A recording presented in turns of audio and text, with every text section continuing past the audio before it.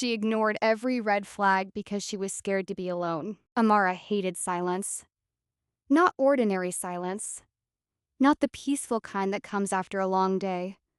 She hated the kind that reminded her nobody was waiting for her. At 31, silence had become her shadow. Every evening after work, she would unlock her apartment door in East London, drop her handbag on the sofa, remove her heels slowly, and stand there for a few seconds staring at nothing. No husband, no children, no welcome back, no warm embrace, just the humming sound of her refrigerator and the distant noise of traffic outside. Some nights, she turned on the television just to hear human voices. That was how loneliness slowly entered her life. Quietly, dangerously. Most people thought Amara had everything together. She was educated, beautiful, independent, and respected in her workplace. She worked long shifts as a healthcare assistant while also studying to become a nurse. She carried herself with dignity, but deep inside, she was tired of being alone, and the world constantly reminded her of it. Every wedding she attended felt like pressure. Every church service felt like judgment. Every family gathering became another reminder that time was moving. A pretty woman like you? What are men even looking for these days? You career women wait too long. At first, she laughed politely, but after years of hearing the same thing, the words started becoming wounds. Social media made it worse. Every day, somebody was posting engagement pictures, pregnancy shoots, matching pajamas. God, when? Finally, forever. Found my person. Meanwhile, Amara was eating microwave dinners alone after 12-hour shifts. She started questioning herself. Maybe I'm too independent. Maybe men are intimidated by me. Maybe I'm getting too old. Loneliness can make people desperate slowly without realizing it. And desperate hearts often mistake attention for love. That was how Teo entered her life. It happened on a rainy Thursday evening. Amara had stopped at a small Filipino restaurant after work because she was too exhausted to cook.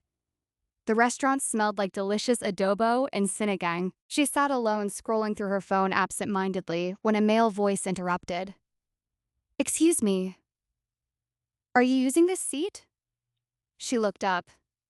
Tall, charismatic, confident smile. He was attractive in a way that felt effortless. "Oh, no," she replied softly. "Thanks.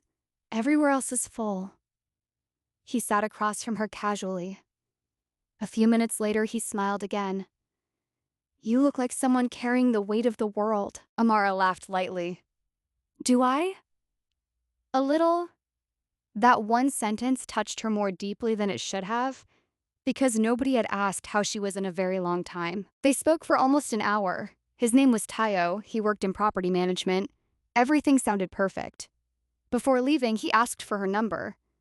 Normally, Amara would hesitate, but loneliness has a way of lowering caution. She gave it to him. That night, he texted immediately. "Can't stop thinking about your smile already." Amara smiled at her phone like a teenager. And for the first time in months, her apartment no longer felt empty. The beginning was magical. Teo called every morning, texted throughout the day, sent food deliveries unexpectedly. "You deserve softness," he would say. Within weeks, he became part of her routine. Amara became addicted to the attention. Her friends noticed the change immediately. At brunch one Sunday, her closest friend smiled knowingly. "So, who is making you glow like this?" Amara blushed. "His name is Tayo." The girls exchanged glances. "How long have you known him?" "Almost a month." "A month? And he already spends every night at your apartment?" "Just be careful.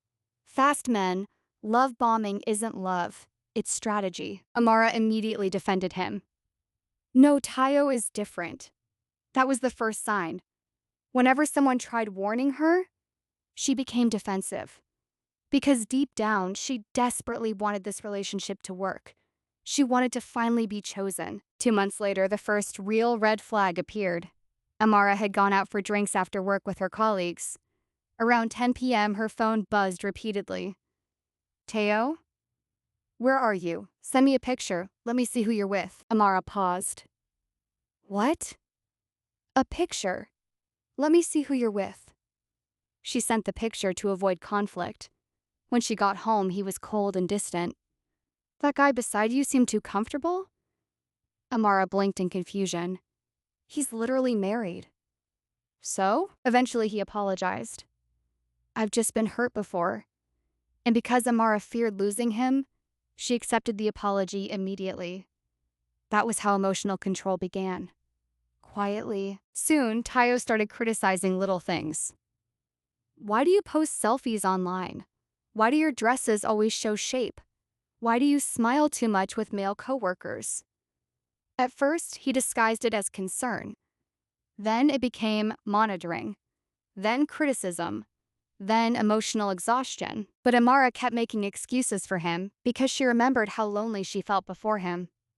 One evening, her younger sister visited unexpectedly. Auntie, are you okay? You don't sound fine. How come you keep looking at your phone every 5 minutes? Amara hesitated. Teo doesn't like late replies. He just worries. That's not worry, her sister said. Deep down, Amara knew. Still, she stayed. Deep down, Amara knew. Still, she stayed. Months passed. The relationship became more draining. Tayo started disappearing randomly, then he would return acting normal. Whenever Amara questioned him, he became angry. You don't trust me? You're too emotional. Somehow, every issue became her fault. One Saturday, they attended a friend's engagement party. Amara wore a stunning emerald green dress. But on the drive home, so you enjoyed the attention tonight? The way those men were staring at you. By the time they reached her apartment, he was furious. You embarrass me. You behave like a single woman. Amara stared in disbelief. I literally came with you. Weeks later, she discovered something devastating. She was cleaning his jacket when a receipt fell out. Hotel booking, 2 guests, weekend stay. Amara's hands trembled violently. When she confronted him, he attacked her emotionally. You invaded my privacy. You're becoming toxic. Amara screamed that night. Years of pain exploded out of her. You are destroying me! But somehow, even after cheating, even after lies, she still stayed. She feared restarting life at 31. Feared being alone again. Another year passed. Amara slowly disappeared. She stopped attending girls' nights, stopped visiting family. One Sunday after church, her mother held her hand quietly. Amara, peace is important. Not every relationship must lead to marriage. Tears instantly filled Amara's eyes. Because deep down, she already knew this relationship was killing her spirit. The final night came. Tayo had promised to come over for dinner. Amara cooked for hours, but the chair remained empty. The silence returned. But this time, the silence didn't feel like loneliness. It felt like clarity. Amara looked at the cold food on the table, then at her reflection in the mirror. She didn't see a woman who was alone. She saw a woman who was finally free. Lesson: never ignore your peace for the sake of a partner. Loneliness is a season, but a toxic relationship is a prison. Protect your heart, protect your peace. Outgrow the space that makes you stay small.